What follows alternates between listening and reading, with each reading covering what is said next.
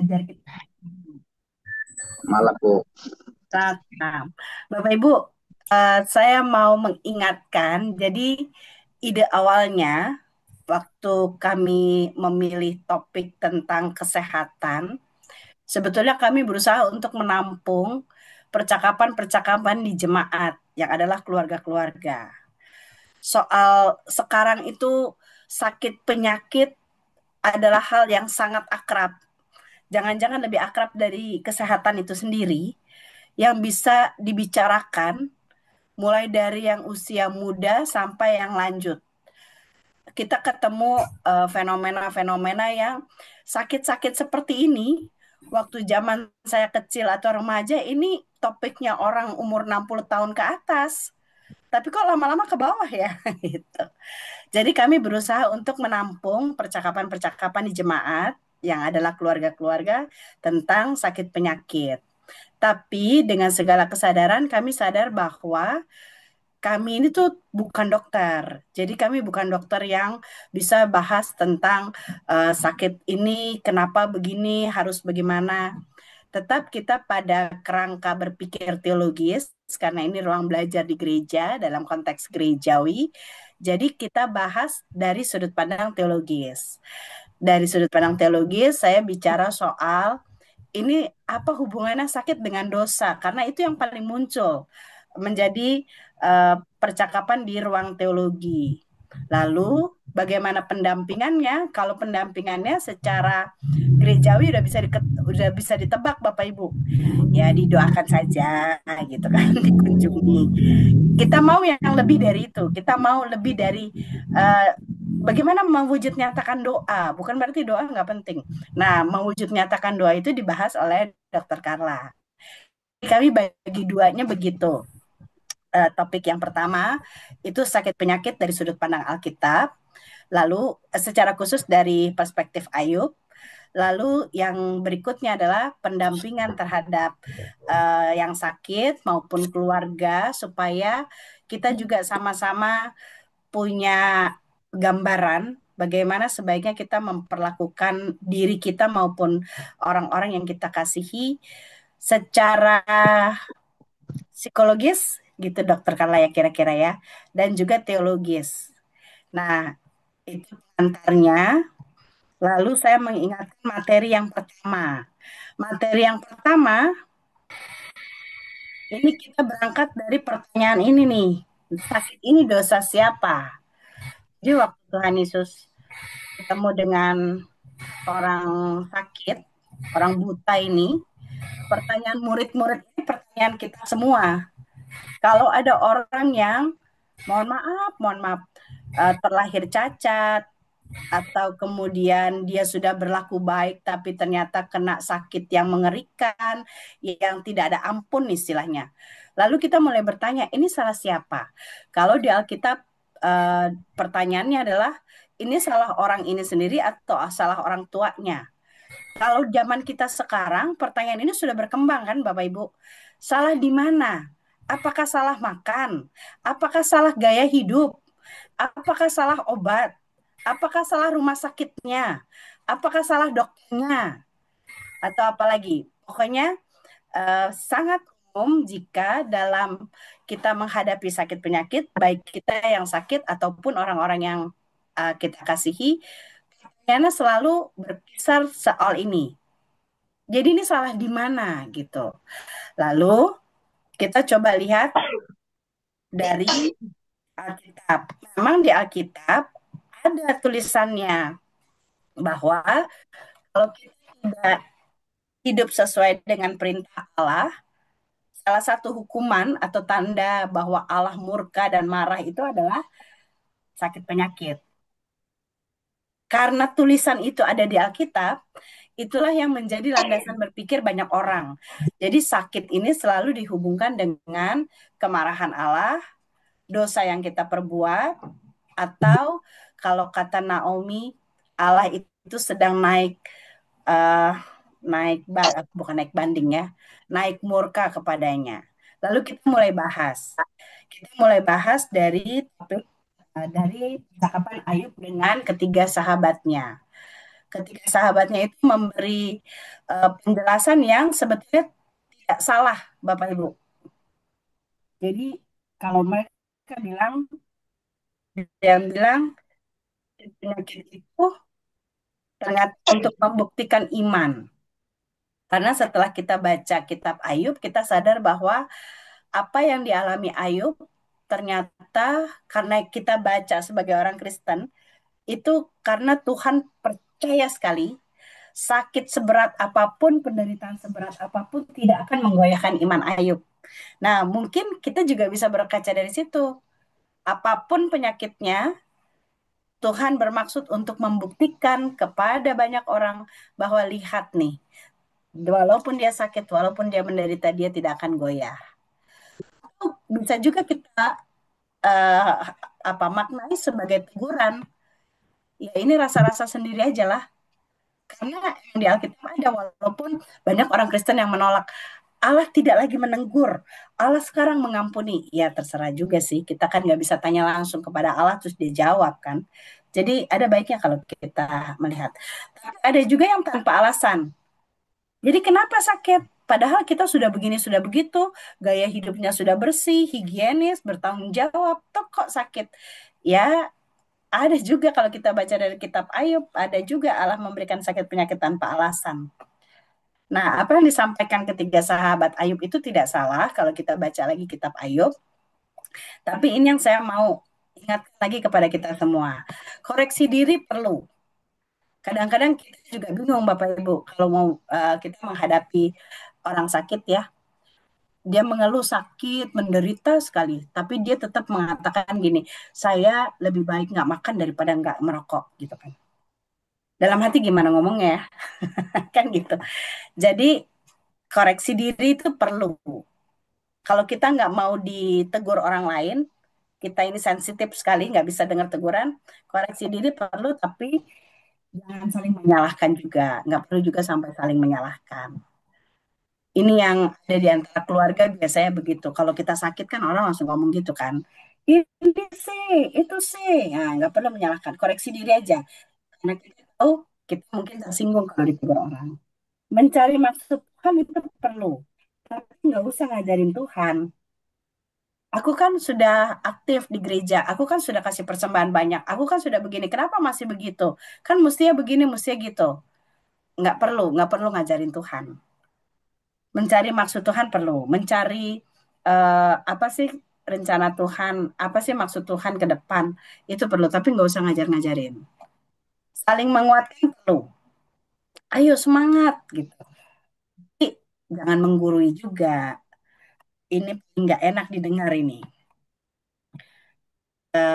Pada kasus-kasus tertentu nanti dibahas seingat juga sama dokter Carla. Kadang-kadang orang udah dalam keadaan yang berjuang sedemikian rupa baru kita bilang yang sabar ya. Rasa-rasanya mau sabar kayak apa lagi sih?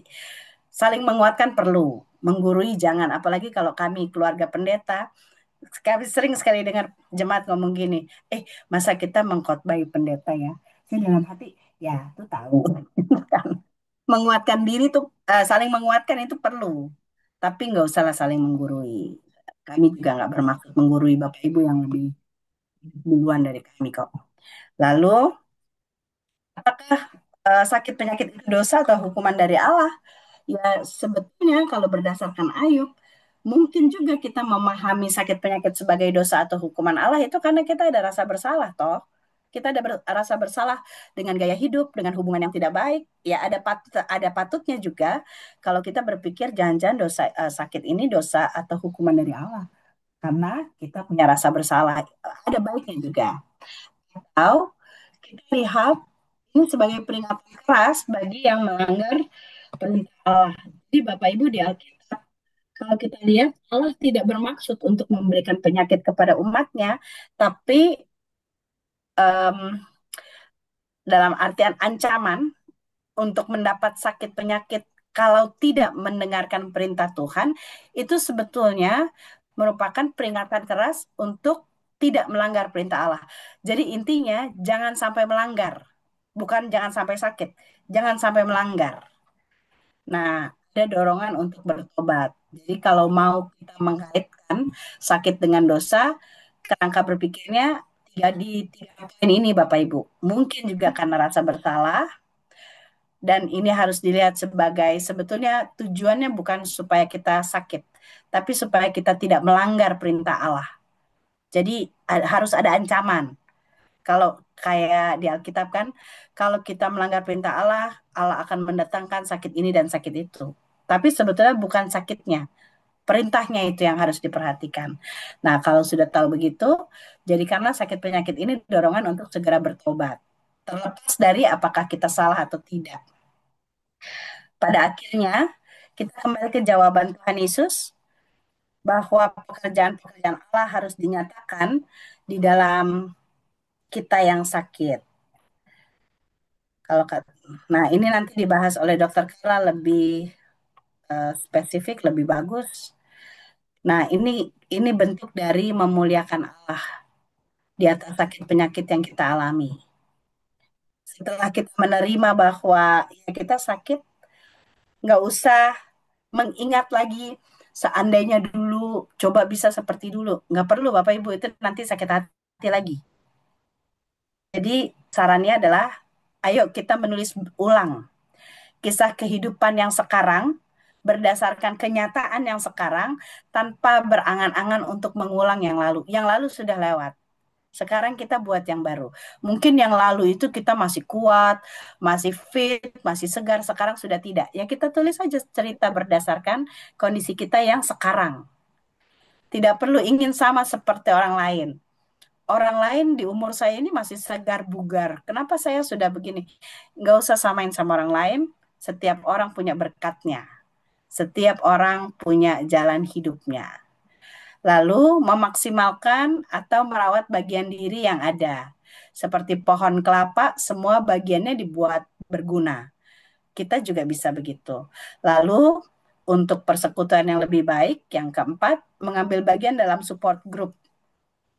Support group itu kita ada di satu kelompok untuk menguatkan orang, mengilhami orang bertobat, atau mengembangkan diri. Jadi ini bentuk dari wujud nyata dari memuliakan Allah di atas sakit penyakit yang kita alami. Ini penting sekali buat diingat. Nggak perlu menengok ke belakang. Seandainya dulu supaya kita bisa sehat seperti dulu, supaya kita bisa menyanyi lagi seperti dulu, supaya bisa bekerja lagi seperti dulu. Itu hanya bikin tambah berat. Jadi lebih baik kita tulis saja cerita yang baru. Dengan kondisi begini, saya bisa bekerja apa? Dengan kondisi begini, saya bisa melayani bagaimana? Nah, itu saja dari saya. Dilanjut dulu dengan Dokter Carla. Baru habis itu kita masuk dalam sharing. Akan Bu Dani, saya kembalikan ke Bu Dani sebelum ke Dokter Terima Carla. kasih Ibu Pendeta Cindy. Kami persilahkan kepada Dokter Carla untuk menyampaikan ringkasannya dari apa yang telah disampaikan pada minggu lalu. Silakan Dokter Carla.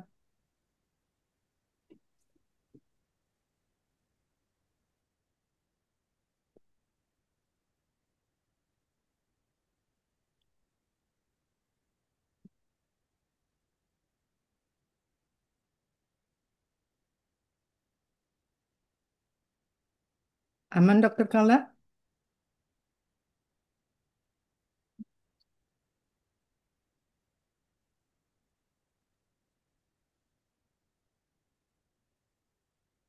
Belum dibuka mic-nya ya, Dokter Carla.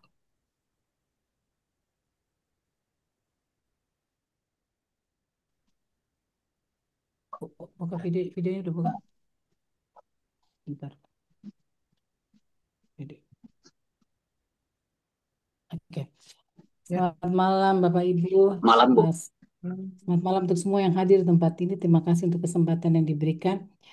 Jadi kalau tadi Ibu Cindy berbicara tentang sakit itu salah siapa atau dosa siapa, maka kita melihat bahwa sakit itu selalu berujung pada dua, dia sembuh atau dia meninggal. Kalau sembuh sih nggak apa-apa ya.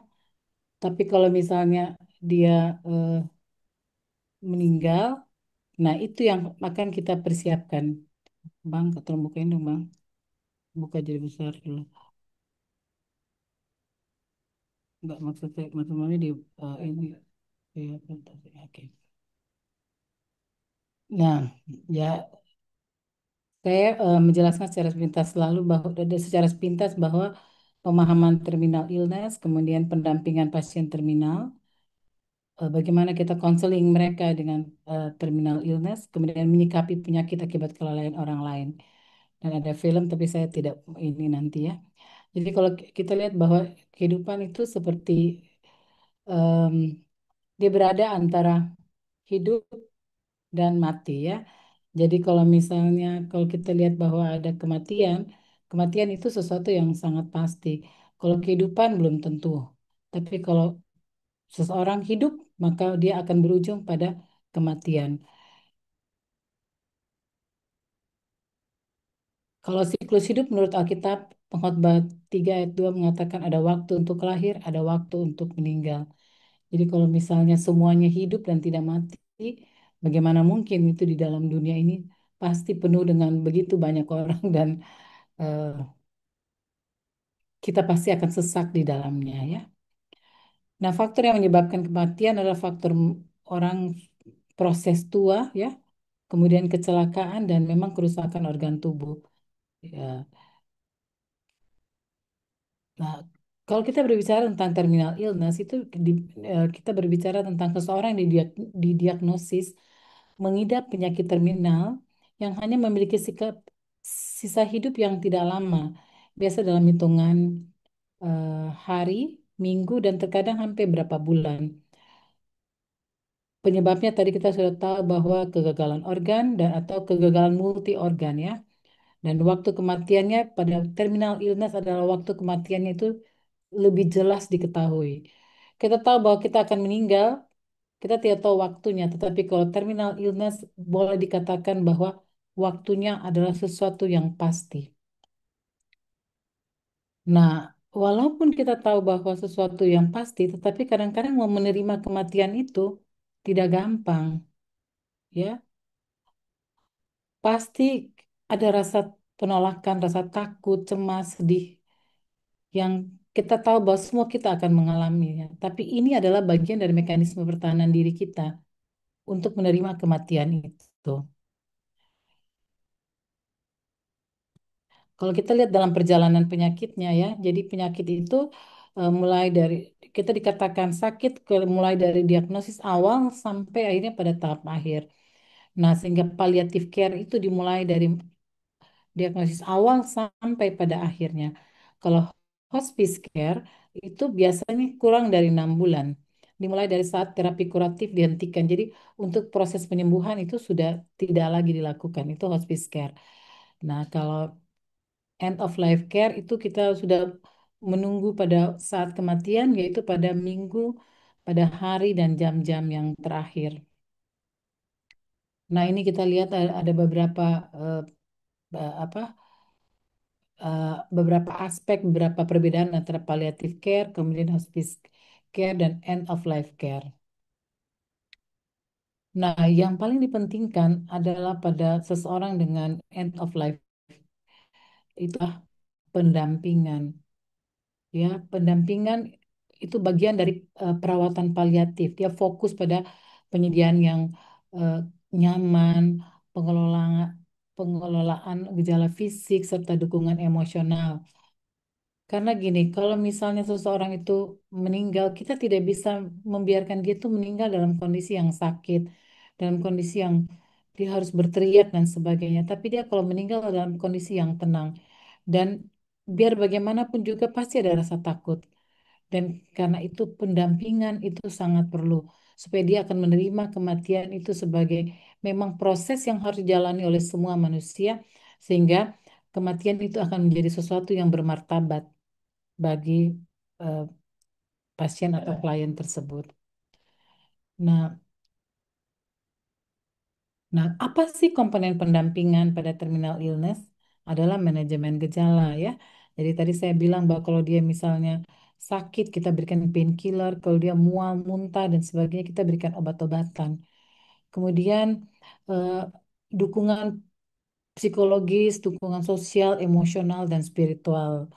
Ini kita berjalan bersama-sama, tidak berjalan sendiri, tapi berjalan bersama-sama. Dan berikutnya adalah komunikasi yang berpusat pada pasien dan pengambilan keputusan bersama dalam arti bahwa pada pengambilan keputusan bukan keputusan dari kita, tapi keputusan juga kita melibatkan pasien. Bahkan dalam kondisi dia lemah dan dalam kondisi yang tidak sadar sekalipun juga kita bisa memberikan kesempatan bagi dia untuk menentukan apa yang paling penting bagi dia. Karena kalau bagi kita kan kita pasti berpikir bahwa oh ya kita ingin dia ingin hidup lama. Tapi mungkin tidak, mungkin dia tidak berpikir tentang itu. Mungkin dia berpikir bahwa saya sudah tidak mau lagi, saya sudah stop, saya sudah capek. Jadi libatkan pasien pada pengambilan keputusan. Perawatan multidisiplin yang sangat terkoordinasi. Kemudian jangan lupa juga bahwa dukungan keluarga penting dan perawatan di hari-hari dan jam akhir kehidupan. Ya, kalau manajemen gejala saya rasa ini biasanya orang medis yang punya bagian ya. Nah, kita mungkin bisa mengambil bagian pada ini, pada eh, bagian psikologis, kemudian masalah sosial, kemudian menghormati nilai-nilai agama dan budaya. Kemarin pasti mengatakan bahwa kalau di Batak orang mau meninggal, maka mereka minta supaya orang tersebut mendapat perjamuan. Ya, saya tidak tahu kalau di GPIB, tapi kalau katanya kalau di HKBP atau di Batak, orang akan minta perjamuan. Saya rasa bahwa tidak apa-apa, karena itu nilai-nilai yang harus kita hormati. Dan kalau satu gereja tidak melakukan dan gereja lain melakukan, itu bukan suatu alasan untuk saling mempersalahkan satu sama yang lain. Jadi pengambilan keputusan tadi saya bilang bahwa libatkan pasien dalam pengambilan keputusan. Jangan ngambil keputusan sendiri. Nah, ini juga. Nah, biasanya kalau di rumah sakit itu memang ada tim, ya, tim pasien yang paliatif itu ada mulai dokter, perawat, rohaniawan dan sebagainya, dan itu mereka bekerja dalam waktu 24 jam dan 7 hari dalam seminggu. Nah, persiapkan keluarga juga dan pengasuh, memberikan informasi, dukungan emosional, kemudian dukungan duka cita bagi keluarga dan orang-orang yang dikasihi setelah uh, pasien meninggal. Yang paling penting ya terutama bagi kita, terutama kita yang bergerak pada di gereja ya, kita perlu juga mengenal saat seseorang sedang sekarat, fokuskan perawatan dan kenyamanan dan martabat, dukung keluarga ya.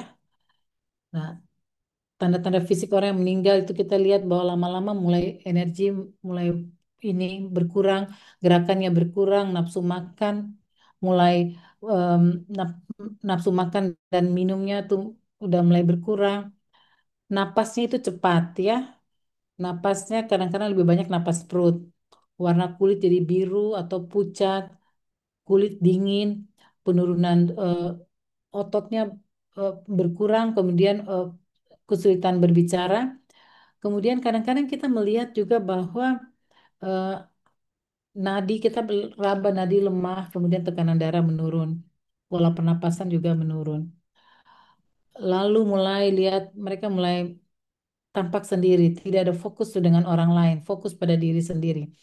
Dan halusinasi yang paling sering terlihat adalah misalnya dia bilang eh, dia mulai melihat pada orang-orang yang sudah meninggal. Yaitu papa saya datang, mama saya datang, sudah panggil saya. Nah, ini harus kita bedakan dengan orang-orang yang mengalami em, gangguan jiwa. Kalau orang yang mengalami gangguan jiwa, yang murni gangguan jiwa, maka halusinasi yang ada adalah halusinasi pendengaran. Kalau orang yang mau meninggal, halusinasinya adalah halusinasi penglihatan. Ya. Kemudian ada yang namanya ini ya, fenomena yang terminal lucidity, yaitu kalau dia mau meninggal ya, maka tiba-tiba dia kelihatan apa eh, tampak baik, tampak manis kayak gitu ya. Kadang-kadang orang bilang ini dia sudah membersihkan diri sebelumnya. Nah, ini masuk dalam terminal lucidity ini. Kalau kita bicara juga tentang stages of grief atau stages of dying, ini kita lihat bahwa ada yang namanya mekanisme pertahanan diri yang namanya denial, kemudian anger, bargaining, kemudian depression dan acceptance. Nah, yang di sini dipakai pada denial itu penolakan itu adalah ada avoidance yaitu kemudian bingung, kemudian suasana hati yang naik turun, kemudian marah, takut. Kalau anger berarti dia frustrasi, irritable, betean ya. Kemudian di sini cemas. Kalau bargaining dia mulai merasa tidak berdaya. Kalau misalnya kalau depresi merasa sedih. Kemudian kalau acceptance dia sudah mulai bisa menerimanya. Dan pada stages ini tidak selamanya harus berjalan sesuai waktu kayak gini, tidak selamanya. Ya, karena itu kita perlu mengenal kira-kira pada tahap denial itu apa yang dilakukan. Kalau denial, dia tidak percaya tentang hasil diagnosisnya, tidak percaya hasil labnya, tetap beraktivitas seperti biasa. Oh, nggak apa-apa. Nah, nah, biasanya orang kadang-kadang dia berada pada tahap denial ini cukup lama, ya. Apalagi kalau kematian itu terjadi secara tiba-tiba dia dia em, mempersiapkan itu sendiri dan cukup lama sesudah itu kembali bekerja tidak memperhatikan tentang perasaannya. Tetapi setiap kali orang berbicara tentang itu pasti dia nangis. Setiap kali itu dia ingat dia nangis. Jadi maksud saya bahwa dia belum selesai dengan proses ini. Kalau tahap anger kita lihat bahwa tersinggung, ya, dia mulai marah kepada dokter, marah kepada keluarganya, bahkan marah pada diri sendiri, marah pada Tuhannya. Kalau kita datang, kalau dia sudah marah dalam kondisi kayak gini, kemudian kita bilang ini percaya pada Tuhan, jangan kamu kan punya iman, tambah marah karena dia lagi sakit, terus dia lagi marah, terus kita paksa dia untuk, kamu harus percaya kita punya Tuhan. Biarkan dia mengalami rasa marah, biarkan supaya nanti pada suatu saat kalau dia udah tenang dia bisa mengerti tentang kondisi itu. Tahap penawaran bargaining itu ya, kalau saya sembuh, oh saya akan jadi orang baik. Sembuh, saya akan kasih seluruh saya buat Tuhan. Ya, dia lebih religius ya. Tapi biarkan saja, biarkan proses itu berlangsung dengan ini. Ya. Jangan orang sudah bilang kayak gitu langsung kita bilang ini. Dari dulu-dulu punya uang banyak tidak janji. Sekarang sudah sakit baru. Jangan. Biarin kan, biarkan dia menyatakan perasaannya, harapannya, ya. Nah, sesudah itu dia akan masuk pada tahap ini. Untuk apa saya berobat? Untuk apa saya hidup? Nah, baru dia sampai pada tahap menerima. Kalau itu dia bilang, saya sudah tidak takut lagi, lepasin semuanya. Saya sudah siap. Saya rasa ini waktu saya dengan Tuhan. Nah, teknik konseling kita mulai dengan pertanyaan yang terbuka. Jadi jangan pertanyaan yang seperti yang polisi menyidik. Namamu siapa? Eh, Tinggal di mana? Tidak. Tapi mulai dengan bagaimana, apa yang kamu pikirkan, apa yang kamu rasakan. Tapi kalau misalnya kita tanya gini, kamu sakit ya? Nah, pasti yang kita harapkan dari dia adalah dia menjawab bahwa ya saya sakit. Tapi kalau bertanya tentang bagaimana, dia akan bercerita. Kemudian pada anger tuh jangan memaksa, dengarkan dan berikan empati. Ya, tanggapi dengan lembut. Saya tahu ini sulit. Saya tahu kamu sakit. Saya ngerti. Ya, kalau kamu sakit, peluk saya. Mungkin itu yang dia butuhkan daripada segala macam ayat-ayat Alkitab dan khotbah-khotbah yang kita berikan kepada dia. Dia tidak butuh itu. Dia butuh bahwa kamu mengerti dong perasaan saya ini. Kemudian pada tahap bargaining kita lihat bahwa hargai ya, berikan dukungan spiritual. Kemudian bisa katakan bahwa oh saya senang Bapak Ibu masih punya harapan. Kita akan usaha bersama-sama, kita tetap menjaga kenyamanan. Ya. Pada saat depresi, begitu juga bahwa yang dibutuhkan pada kita adalah hadir dan listen. Listen tuh bukan hearing. Kalau listen tuh hadir dan memberikan perhatian penuh. Perhatian itu artinya bahwa kita memberikan empati, bahwa kita mau menolong dia, kita mau duduk bersama-sama dia, kita mau turut meraba rasakan apa yang dia eh, rasakan. Kemudian pada saat penerimaan, ya hadir dengan tenang dan kasih, hindari percakapan yang menimbulkan kecemasan, ya. Nah, Kalau ini sakit yang diakibatkan oleh kelalaian orang lain, saya langsung aja. Pertama gini bahwa em, bagaikan kalau kita lagi di mana nih di laut ya. Kalau kita di laut atau kita menyelam, kalau kita menyelam itu kalau kita apa kita melawan ombak akan capek ya. Jadi dia jangan terlalu cepat juga dia harus memaksa dia untuk ikhlas. Nah, bedakan rasa sakit dan dendam. Kalau sakit itu wajar, dendam itu membuat luka, ada dalam akar kepahitan. Nah, ini kita harus belajar ngajarin juga untuk bisa melepaskan rasa dendam itu. Dan jangan sendiri, jangan malu-malu. Kadang-kadang orang bilang kalau saya masuk rumah sakit, jangan bilang-bilang orang. Ya, kalau bilang supaya kenapa? Kadang-kadang kita butuh orang untuk menguatkan kita, kan? Kalau kita bilang bahwa beberapa kaki jauh lebih kuat dibandingkan dengan satu kaki aja. Memaafkan, belajar maafkan bukan melupakan ya. Kemudian tadi Bu Cindy bilang bahwa tadi Bu Cindy bilang bahwa buat jurnal baru, buat kisah baru. Nah, ini juga bukan memaklumi, tapi kita mungkin mulai lihat bahwa eh, apa yang Tuhan inginkan dari saya dari semua peristiwa ini. Kemudian em, bangkit karena kelalaian orang lain itu bisa memperparah trauma kita. Lalu kita mulai mengubah bahwa kita tidak bisa mengubah apa yang mereka lakukan, tapi kita bisa memilih bagaimana kita menjalani luka ini.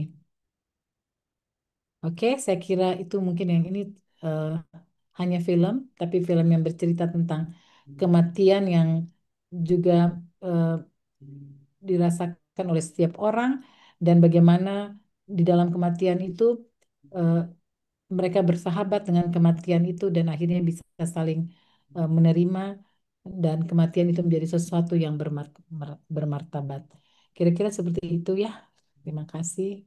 Terima kasih Dokter Carla untuk paparan singkatnya, mengulang kembali apa yang kita pernah dengarkan atau minggu lalu kita dengar dengan apa, materi yang sama, tapi sekarang ini lebih singkat ya, supaya ada waktu bagi kita semua untuk bertanya atau sharing.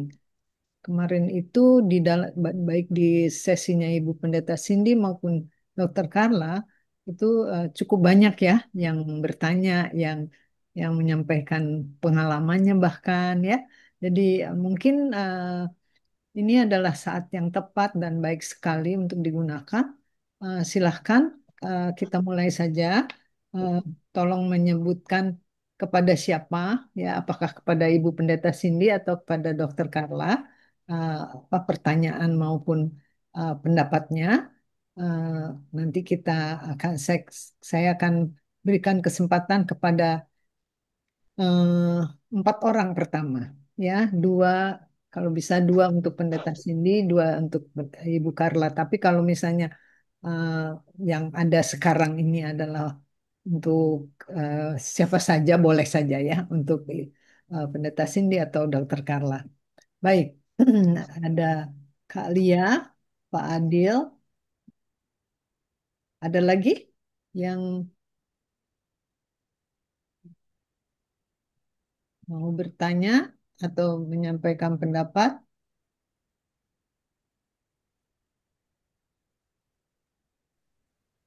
Saya bertanya Bu Dani, Oh boleh? ya, Ibu Jane ya, baik. Sebentar ya, Ya, kita tunggu ya. Satu lagi mungkin, kalau boleh, supaya dua-dua gitu. Kalau misalnya pertanyaannya untuk bagi rata ya, bisa bagi rata. Tapi terserah, para sahabat silahkan ingin menyampaikan pertanyaannya, boleh ya, kepada siapapun.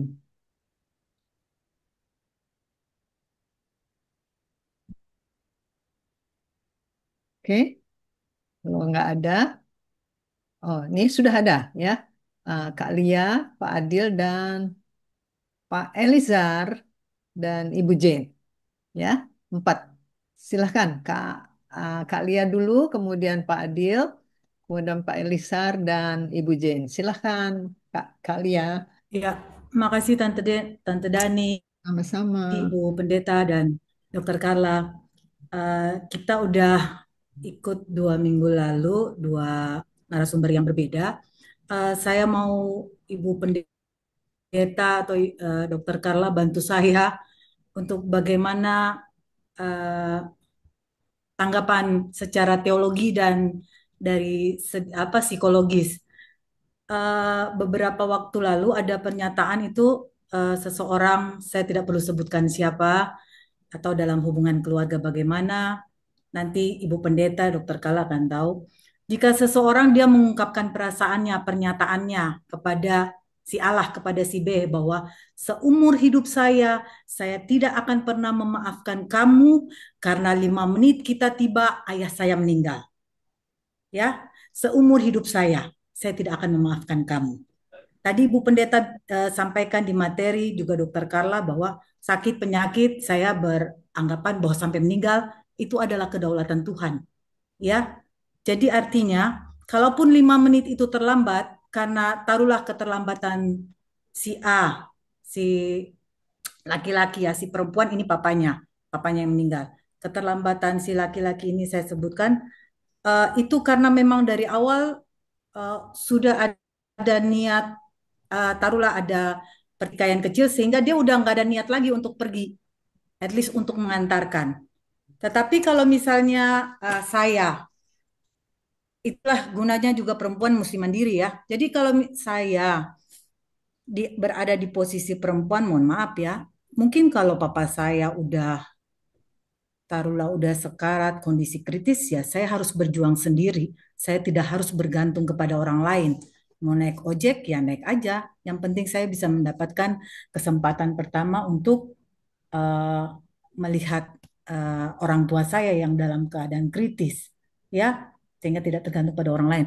Nah, bagaimana tanggapan Ibu Pendeta sebagai eh, pendeta dan dokter Kala secara psikologis?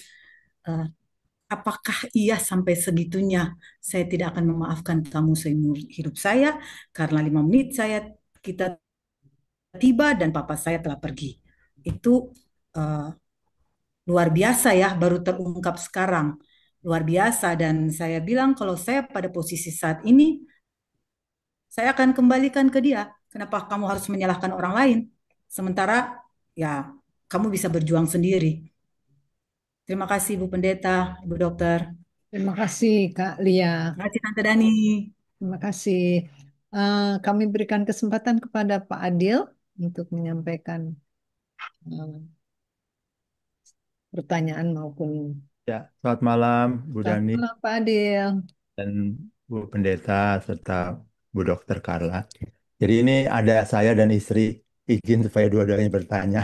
Ya, silakan, Pak. Ya, ya istri saya dulu silahkan.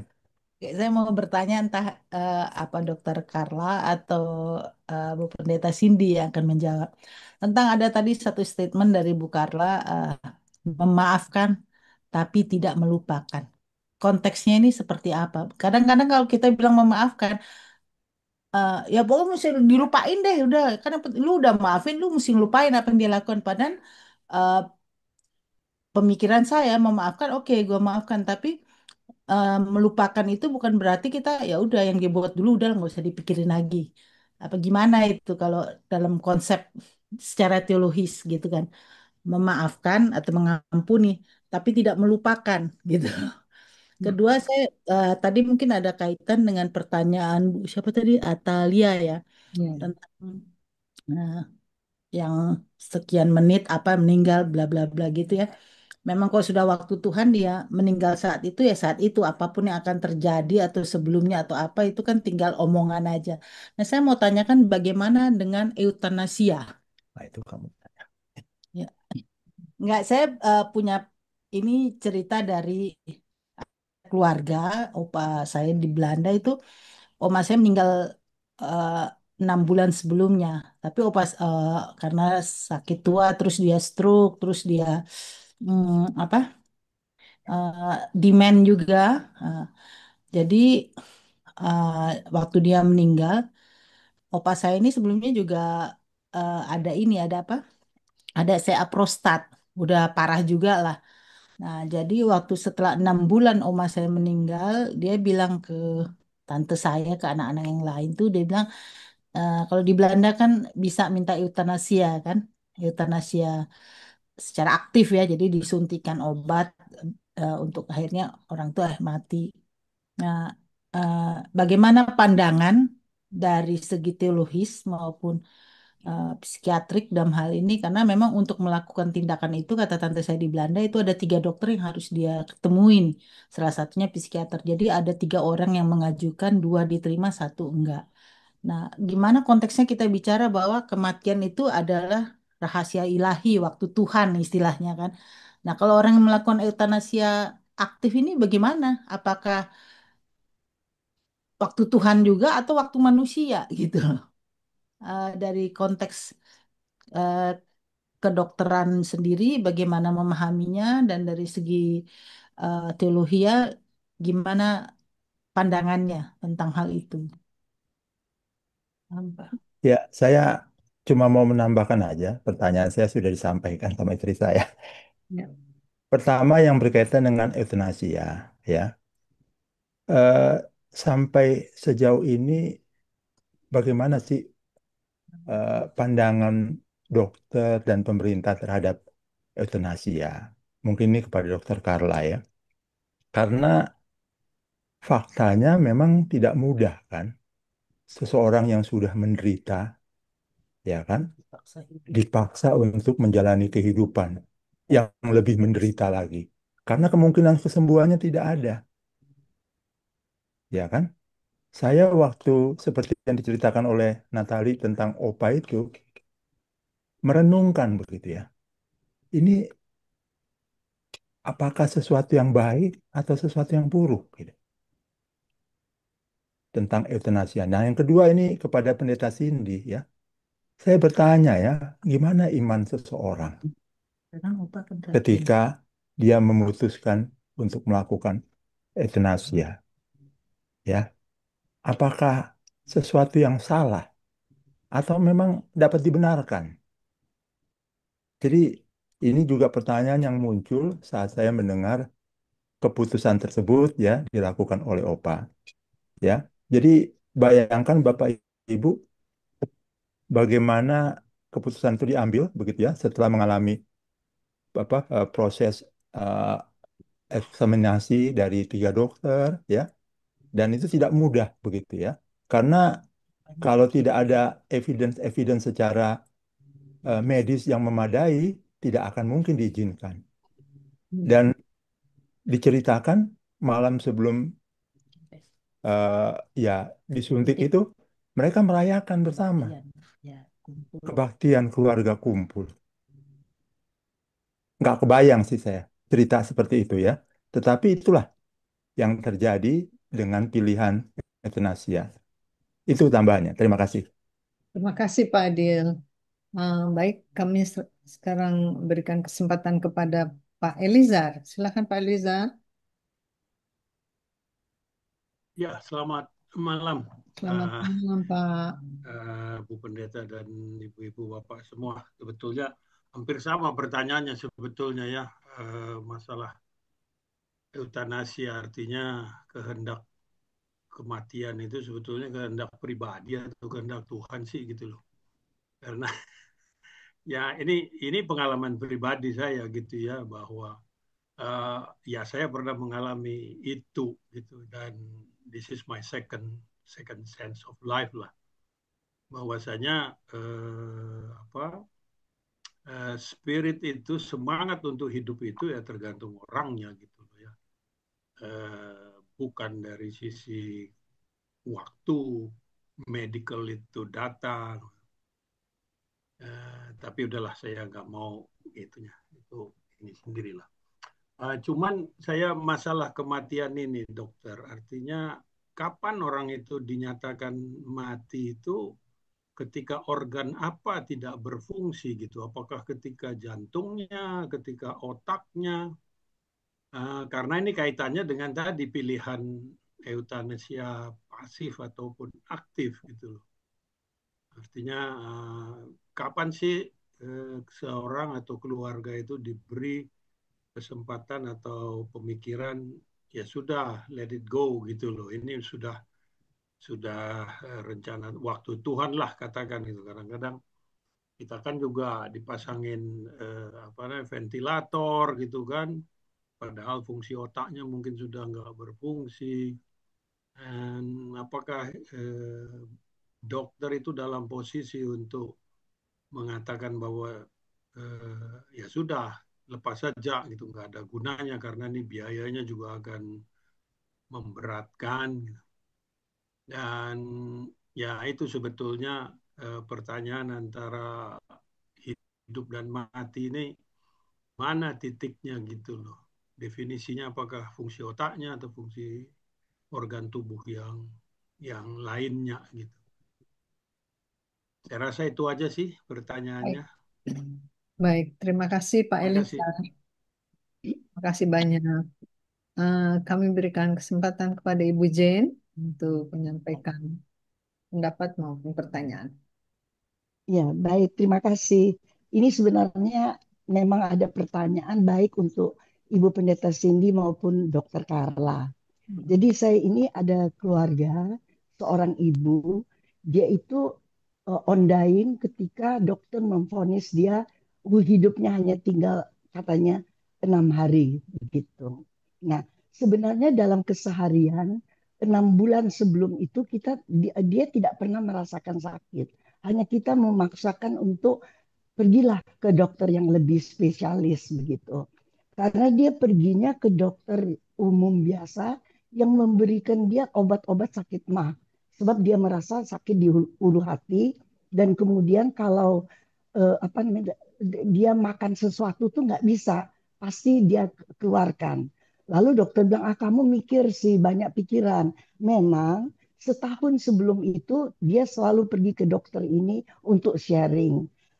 Karena ibu ini ada sedikit kesusahan di mana 3 anaknya itu 3 anak perempuan. Tapi anak yang kedua menikah, pemberkatan di gereja, tetapi 3 bulan kemudian pindah ke agama daripada suami. Jadi ibu ini betul-betul sangat menderita. Pokoknya stres lah, seperti depresi begitu. Nah akhirnya ketika kita melihat bahwa ini udah nggak benar, sudah bukan lagi sakit mah, ayolah kita pergi ke rumah sakit. Jadi pergilah ke rumah sakit Cikini, ke spesialis, lalu dokter mengatakan, aduh hidup tinggal 6 hari. Maksudnya ibu menderita pankreas gitu, jadi CE di pankreas. Nah, yang ingin saya sebenarnya ini kan adalah ketika kita mendengar itu kan eh, semua kita menjaga adik ini pagi, siang, sore, anak-anaknya juga menjaga begitu. Ternyata Tuhan memanggilnya ketika 3 bulan kemudian. Tapi 5 hari sebelum dia dipanggil Tuhan, itu tiba-tiba di siang jam 2 jam 3 begitu, dia bangun dari tidur, kemudian dia berbicara eh, apa namanya itu berdoa seperti orang mengaji begitu. Nah, memang anaknya yang nomor 2 ini yang selalu hadir untuk menjaga, dia selalu berdoa di kamar daripada ibunya begitu. Maksudnya berdoa kadang-kadang 3 kali 4 kali ya sesuai mereka punya doa begitu waktu doa. Jadi kita semua kaget, semua langsung loncat ke tempat tidurnya, termasuk anaknya bilang, Mama, Mama, Mama, Mama punya Tuhan, Tuhan Yesus, Tuhan Yesus. Semua kita berteriak begitu. Kemudian hubungi gereja, gereja pendeta datang, paduan suara, dari gereja-gereja, kebetulan ada saudara-saudara dari gereja-gereja lain, bukan GPIB, GKI, dan sebagainya. Semua kumpul untuk berdoa, 2 hari 2 malam menjaga terus. Kemudian hari malamnya eh, ibu ini menyanyi terus sampai dengan 2 hari juga. 1,5 hari lah. Karena stop di jam 3 malam, kemudian masuk ke ICU. Nah besok paginya lah Tuhan panggil. Pertanyaan saya adalah, mengapa bisa terjadi Ibu Pendeta ataupun Dokter Carla, dia berdoa itu gitu loh. Dia mengucapkan kata-kata doa itu. di saat dia on dying. Kurang lebih begitu yang saya ingin tanyakan. Terima kasih. Baik, terima kasih Ibu Jane. Wah, luar biasa nih pertanyaan-pertanyaannya ya, Ibu Pendeta dan Ibu Karla. Eh, Kami serahkan kepada ibu-ibu berdua. Siapa yang duluan menjawab?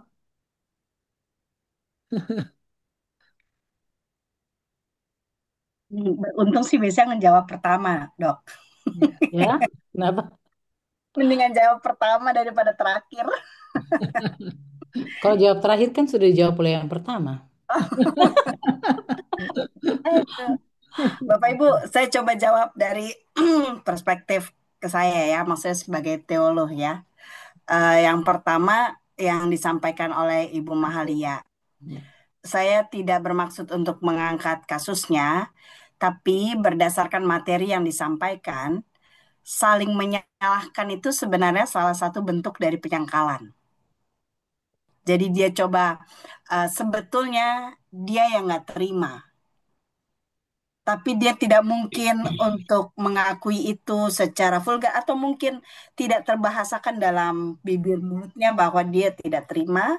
Jadi keluarnya itu seperti mencari siapa yang bisa disalahkan gitu. Biasanya saling menyalahkan itu adalah salah satu bentuk dari penyangkalan dia. Jadi sebetulnya kan kita tahu ya Tuhan Yesus saja bilang tidak seorang pun dapat menambah satu hasta dalam hidupnya. Jadi betul kita semua percaya bahwa hidup mati di tangan Tuhan. Kalau Tuhan bilang masih tetap hidup, mau terlambat 5 menit, 1 jam, 1 hari pun dia hidup. Tapi karena kita tahu hidup mati di tangan Tuhan, kalaupun dia cepat datang, tapi Tuhan bilang tidak ya tidak.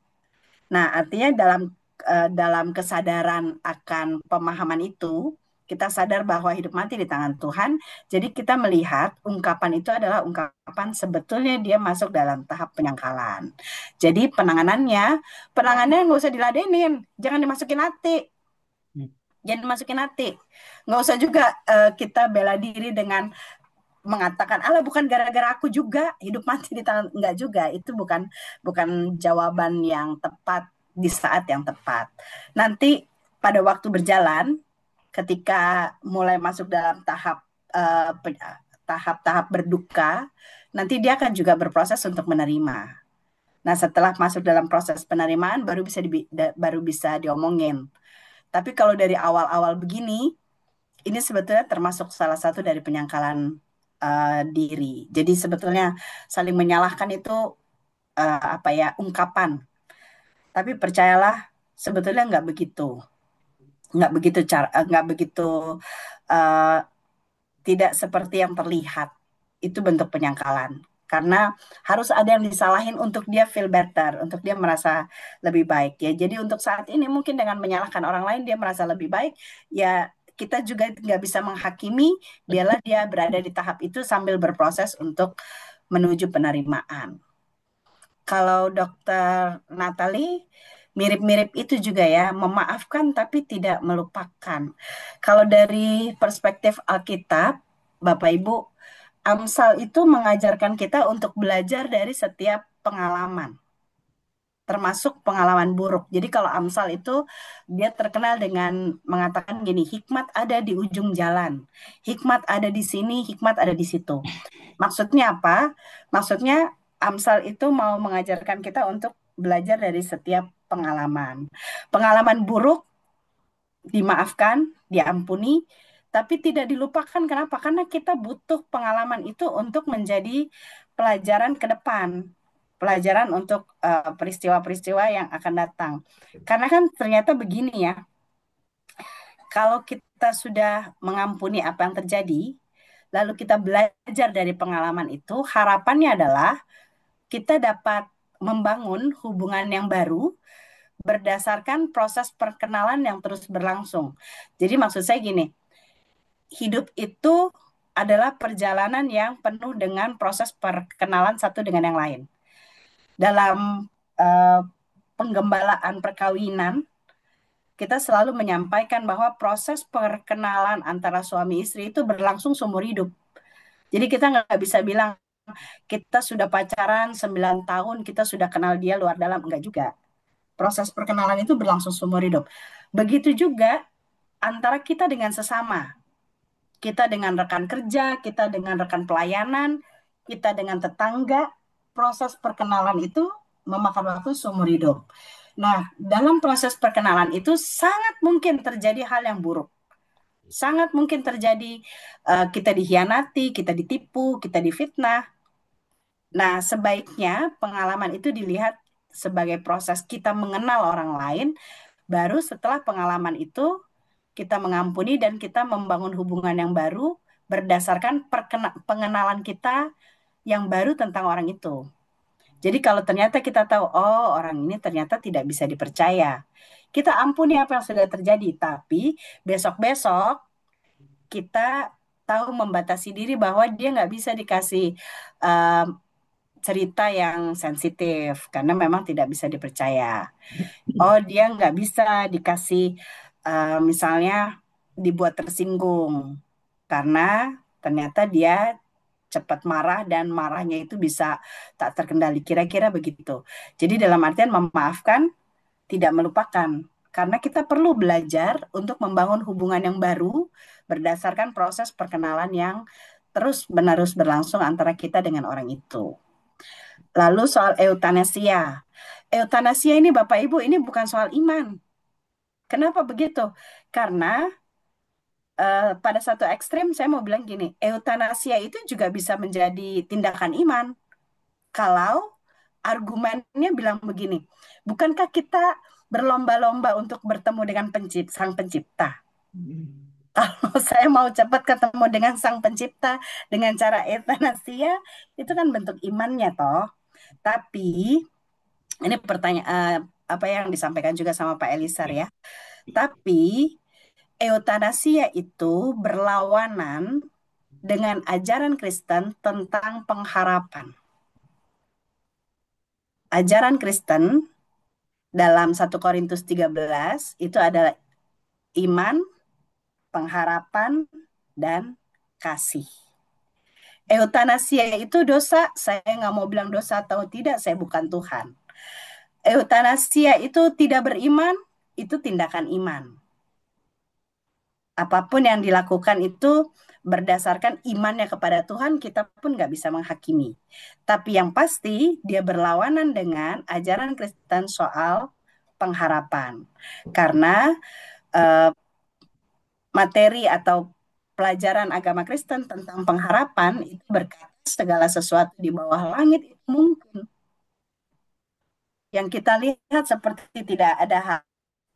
Disitulah teologi Kristen itu berkata bahwa segala sesuatu di bawah langit itu mungkin bisa berubah, yang tidak bisa berubah hanyalah kasih Allah dan firman Allah.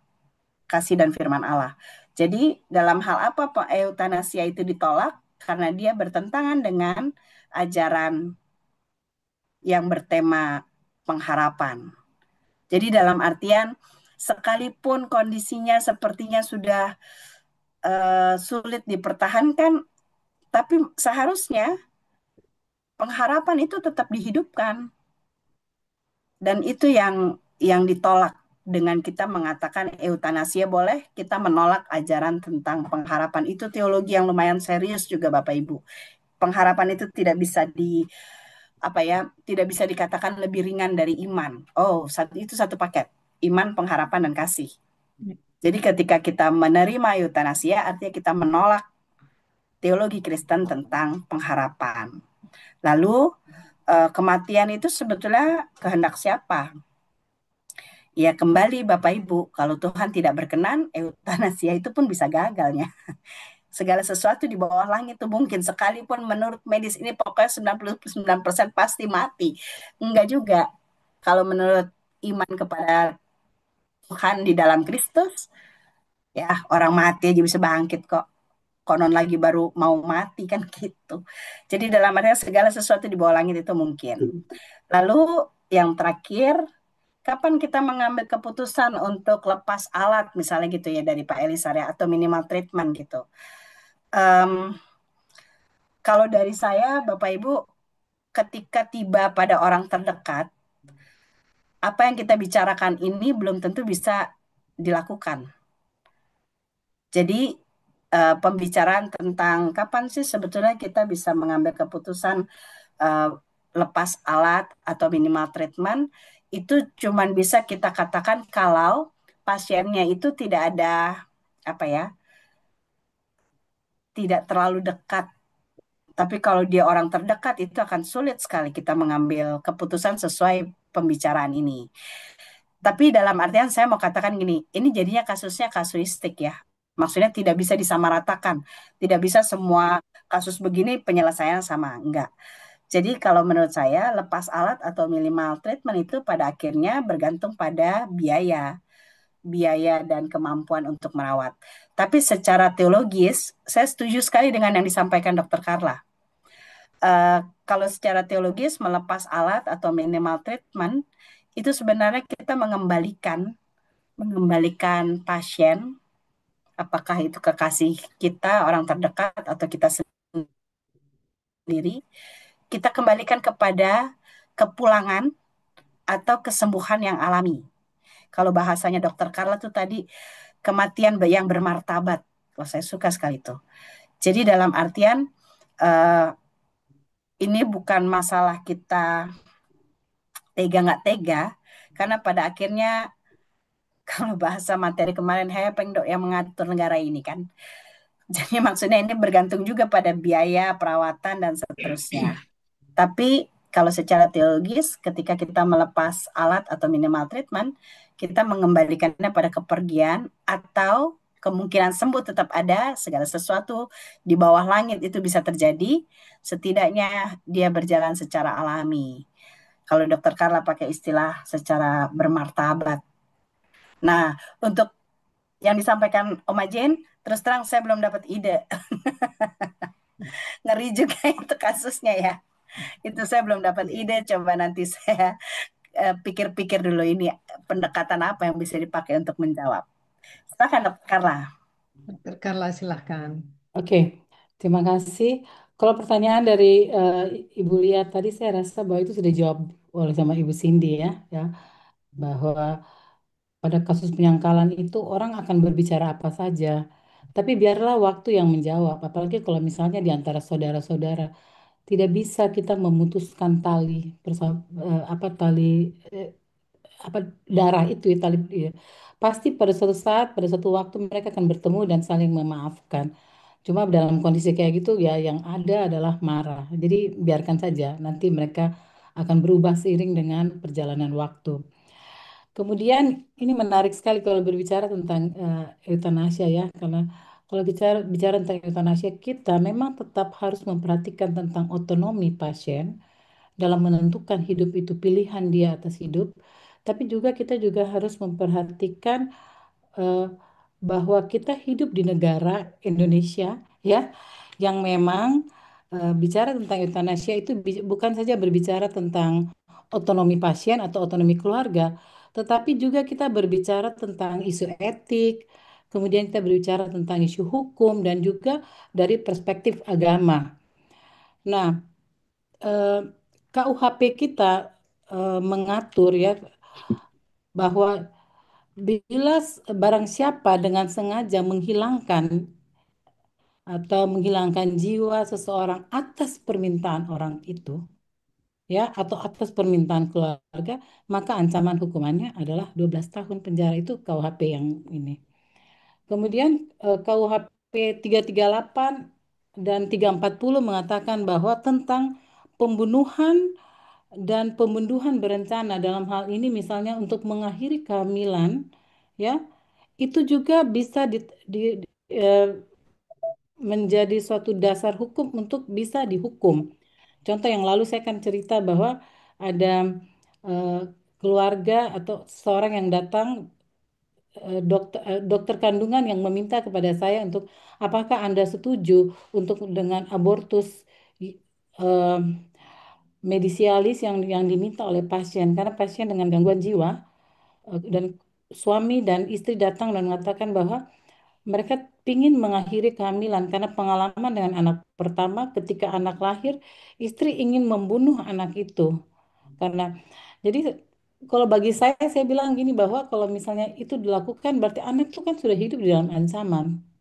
Jadi saya bilang bahwa eh, secara pribadi saya bilang bahwa ini anak itu hidup dalam ancaman, tetapi untuk menentukan bahwa apakah dia harus melakukan penghentian kehamilan, saya rasa bahwa saya tidak berhak untuk melakukan. Mari kita berbicara secara kolegium. Panggillah kami secara kolegium. Dan kolegium juga bilang kami juga tidak berani melakukan hal itu. Dan rumah sakit juga tidak berani melakukan hal itu. Jadi untuk penghentian kehidupan di Indonesia memang tetap tidak bisa dilakukan karena ada dasar hukum untuk itu. Kemudian Eutanasia kan kita bisa lihat bahwa ada eutanasia yang aktif, kemudian ada eutanasia juga yang pasif.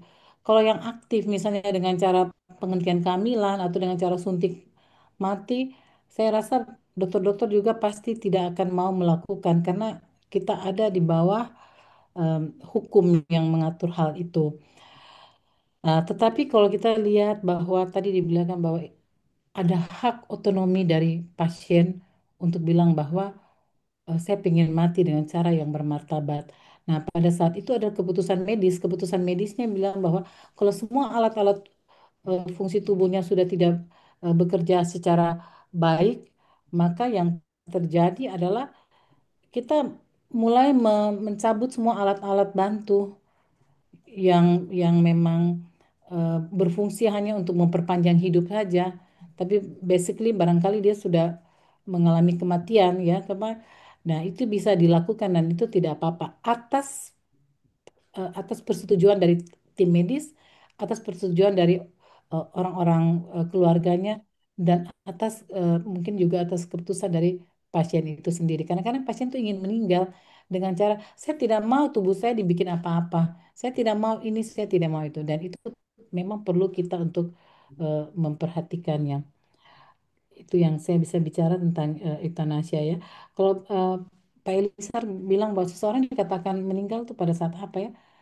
Ketika terjadi kegagalan pada otak dan kegagalan pada eh, multiple organ, jadi semua organ sudah mati dan tanda-tanda kematian tadi saya sudah lihat bahwa berhenti napas, eh, eh, berhenti jantung, kemudian yang paling utama yang kita bisa lihat yang paling ini kita lihat pada matanya, kita buka matanya, pupilnya akan membesar, kemungkinan besar sudah terjadi kematian. Walaupun kadang-kadang kita meraba bahwa masih ada nadi. Tapi kalau kita lihat bahwa matanya udah mulai kita bilang midriasis atau membesar, kemungkinan besar sudah terjadi kematian.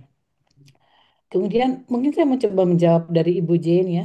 Ibu Jane bilang bahwa dokter bilang bahwa hidup tinggal 6 hari. Ternyata dia masih bisa hidup sampai beberapa bulan. Tiga Tadi bulan. ya, di medis tetap kita ketika pasien itu masuk sebetulnya kita harus tetap menentukan namanya prognosis. Prognosis itu dia baik atau tidak, dia meninggal atau tidak. Nah, prognosis itu tetap harus dibilang bukan berdasarkan apa, tapi ada dasar ilmiahnya untuk mengatakan bahwa kira-kira seperti ini. Kemudian dibilang bahwa dia akan meninggal ternyata dia meninggal beberapa hari lagi. Saya rasa itu keputusan Tuhan, itu otoritas Tuhan. Tetapi sebagai orang medis kita harus bilang, kenapa? Supaya dia mempersiapkan diri dan keluarga juga mempersiapkan diri untuk itu. Nah, Hmm. ada beberapa pendapat yang mengatakan bahwa jangan dibilang, ya. Tapi ada yang bilang bahwa harus dibilang. Saya pernah ikut seminar tentang Kristen orang salah satu pendeta eh, ahli bedah dan kemudian dia juga pendeta dia mengatakan bahwa sebaiknya dibilang, panggil keluarganya, persiapkan keluarganya supaya mereka akan tahu oh ini akan apa step-stepnya sudah tahu ya. Tapi kalau misalnya dia mau meninggal kapan dan itu ya kembalikan pada eh, yang punya hidup. Saya kira begitu Bu Dani dan Baik, teman-teman. Ya. baik.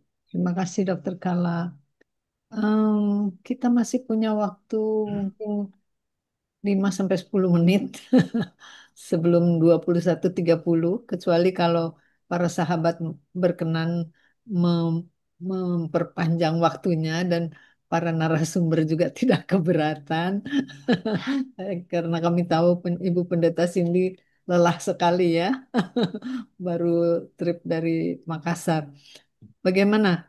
Adakah yang masih mau bertanya atau menyampaikan pendapatnya?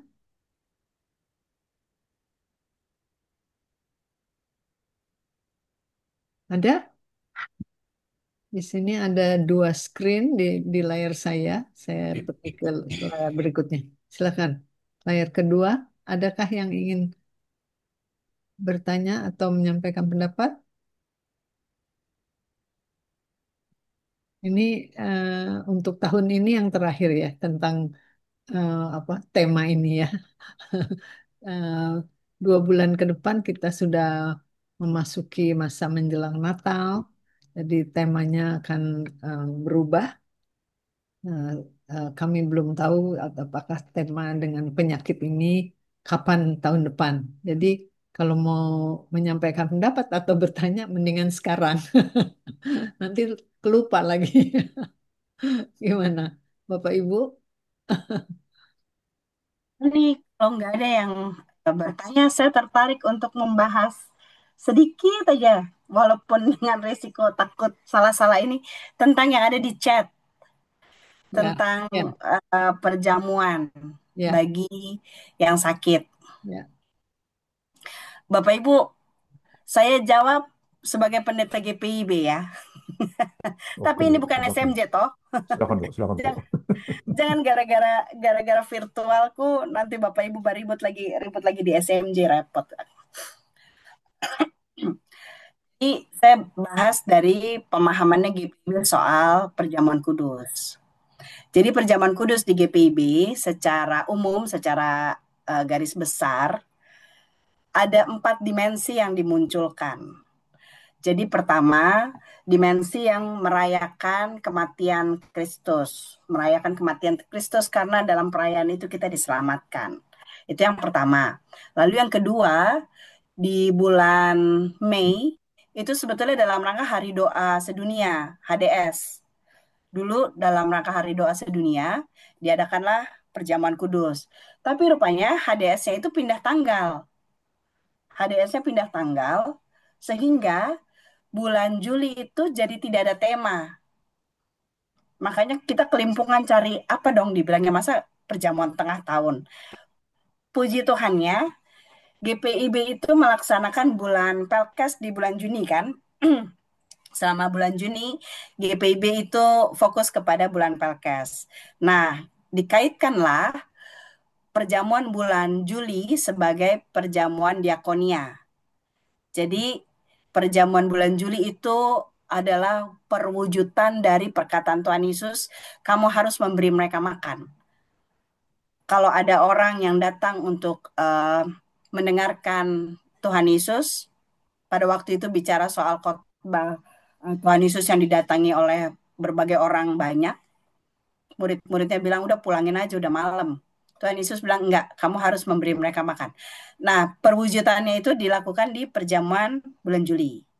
Lalu di bulan Oktober, perjamuan itu dalam rangka Hari Perjamuan Kudus Sedunia dan HPII, Hari Perkabaran Injil Indonesia. Di bulan Oktober, dimensi yang diusung adalah dimensi keesaan gereja. Jadi dari berbagai macam denominasi yang berbeda, kita ketemu di titik-titik keesaan. Titik-titik keesaan itu salah satunya perjamuan kudus sedunia. Apapun denominasi gerejanya, pokoknya hari itu kita mengadakan perjamuan kudus bareng.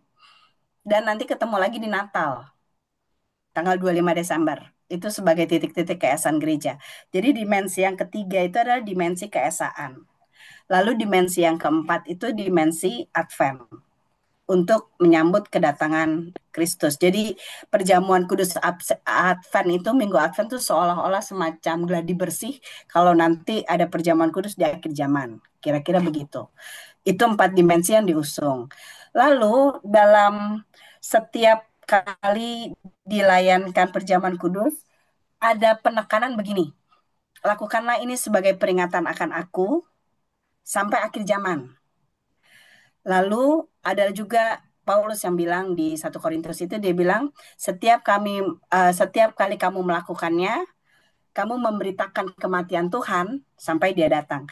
Jadi ada unsur pemberitaan tentang keselamatan. Jadi GPIB itu melayankan perjamuan kudus dalam 4 kerangka itu, Bapak Ibu. Dalam 4 pemahaman itu. Nah, ketika mulailah masuk kebudayaan orang Batak. Jadi dalam artian kan GPIB berkembang dari timur toh, dari Indonesia Timur, dari GPM ke Gemim, baru dia ke arah barat. Di barat ketemulah saudara-saudara dari Sumatera Utara. Nah, ketika ketemu dengan budaya itu, GPIB nggak punya ininya, Bapak Ibu, Asar. nggak punya pembahasannya untuk memasukkan kearifan lokal itu dalam tradisi gerejanya.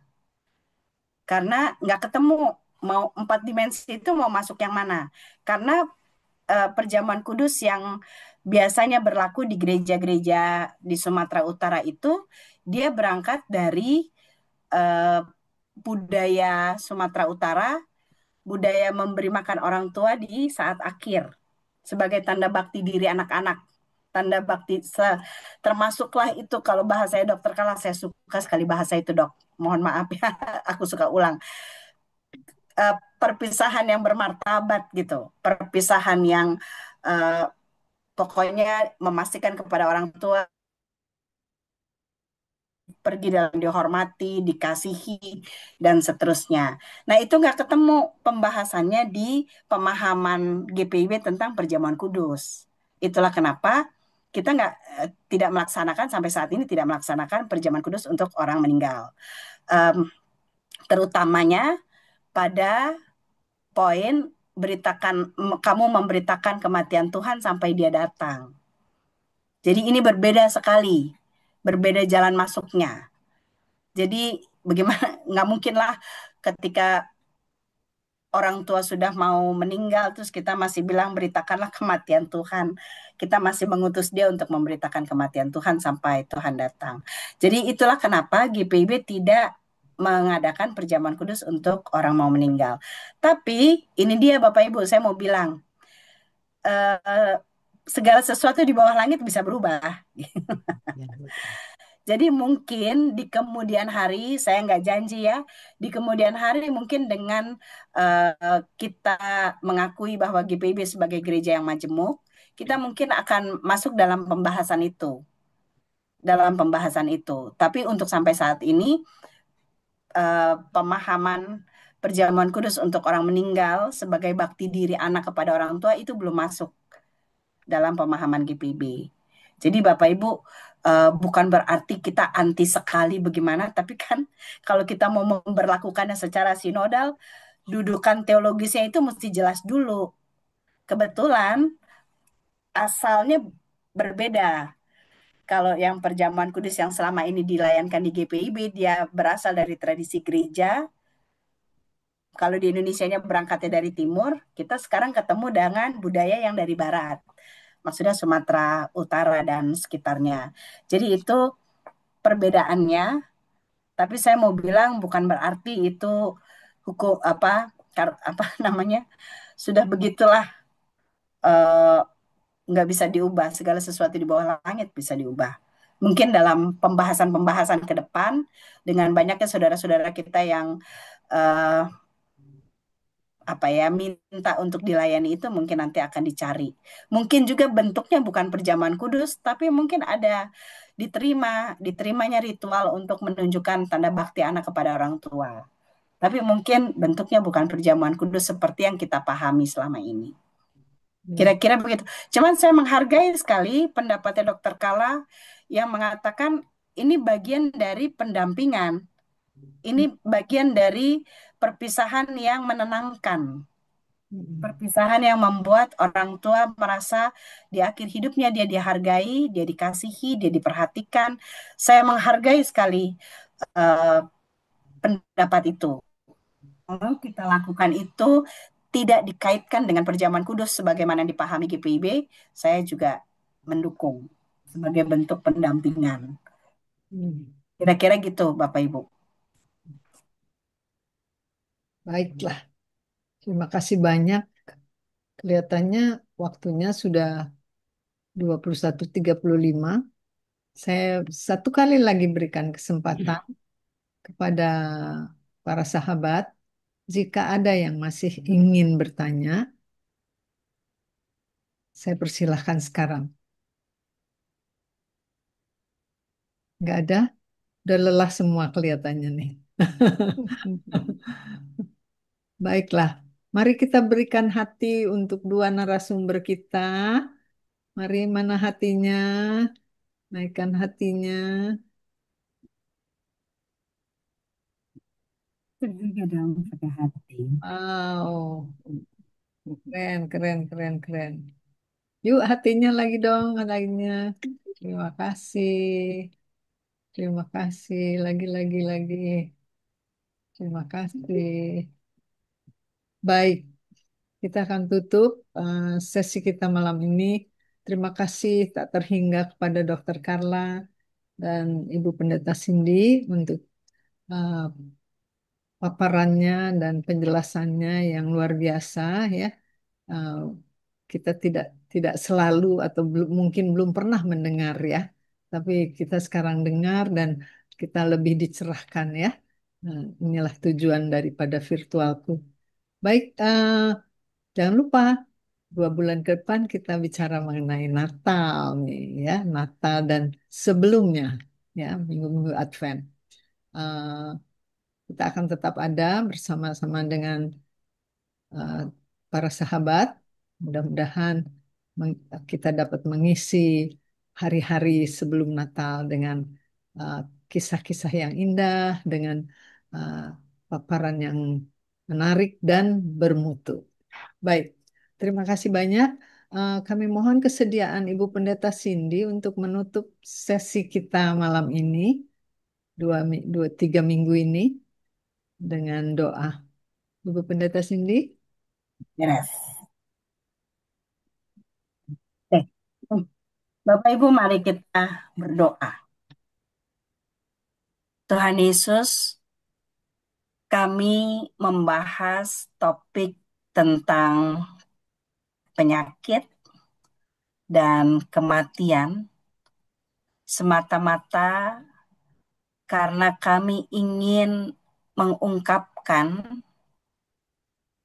keprihatinan kami, dukungan kami, dan juga keberpihakan kami bagi para pejuang kehidupan. Adakah itu kami yang sakit, maupun kekasih-kekasih kami yang sakit, terlebih terhadap yang mengalami sakit atau kondisi yang cukup mengkhawatirkan. Kami berusaha menghadirkan pengalaman rohani di saat orang putus asa, di saat orang bertanya-tanya, adakah Tuhan marah?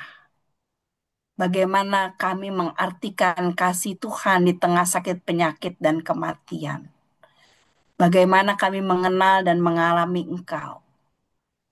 Karena itu kiranya Engkau berkenan akan apa yang kami sampaikan dan bagikan, supaya di balik dari semua kelemahan dan kekurangan kami, Engkau menguatkan kami semua yang berada dalam keprihatinan yang sama. Kami tetap memohonkan kesembuhan bagi kekasih-kekasih kami yang sakit. Kami tetap beriman bahwa tidak ada yang tidak mungkin bagi Tuhan. Tetap kami akan mengulang berita Paskah. Bangkit dari mati aja Engkau sanggup. Apalagi hanya menyembuhkan penyakit kami. Kami tetap bermohon, campur tanganlah Tuhan dalam setiap upaya kami membawa kekasih-kekasih kami untuk sembuh, untuk hidup dalam keadaan yang baik. Kalaupun sakit penyakit ini masih berlangsung lama, Tuhan berikan kami kemampuan untuk mendampingi, memanfaatkan saat-saat seperti ini sebagai saat-saat kami merayakan cinta kasih dan kesetiaan, bahwa kesembuhan yang sesungguhnya bukan selalu bicara soal fisik, tapi mungkin juga pemulihan hubungan, keadaan hidup yang lebih baik. Kami percaya Tuhan Engkau Maha Kuasa. Kami berdoa bagi kekasih-kekasih kami yang juga mengalami sakit yang serius. Tuhan, beri kami hikmat, beri kami damai sejahtera untuk dapat melewati masa-masa sulit ini bersama-sama. Kuatkan kami setiap kami mendengarkan keputusan atau diagnosis dokter. Kuatkan kami untuk memahami kondisi kami, bukan berdasarkan pada apa yang disampaikan dokter, tapi berdasarkan kasih dan keadilan Tuhan. Kami mau hidup dalam iman dan ketaatan. Kuatkanlah kembali pengharapan kami, supaya kami mengerti segala sesuatu yang kami alami seharusnya semakin membuat kami hanya memandang kepada Engkau, Kristus Tuhan pengharapan kami. Pada saat inilah kami boleh hidup sebagai orang Kristen yang punya pengharapan hanya kepada Kristus. Ini doa kami yang kami bawa dalam nama Yesus Kristus Tuhan dan Juru Selamat kami yang hidup, Gembala Agung kami, yang kepadanya setiap ibadah dan pelayanan kami tertuju. Amin. Amin. Terima kasih. Kasih Bu Pendeta. Terima Terima kasih. kasih. Terima kasih Bu Pendeta semua, Bu Bu Pendeta Dani, Cindy. semua Bapak dokter, Ibu. dokternya Terima banyak. kasih Bu Pendeta Cindy. Terima kasih. Dan terima kasih Cira. Terima kasih. Terima kasih Bu Dani. Terima kasih Bu Bapak Ibu. Terima kasih Bu Pendeta Cindy. Terima kasih Dokter Terima Carla. kasih. Terima kasih Ibu Dani. Sama-sama. Terima kasih tim virtualku. Baik, Kekurangannya. Terima kasih. Dokter Carla. Ada Kak Terima Ola, ada kasih Om Bu Basya Dani. dari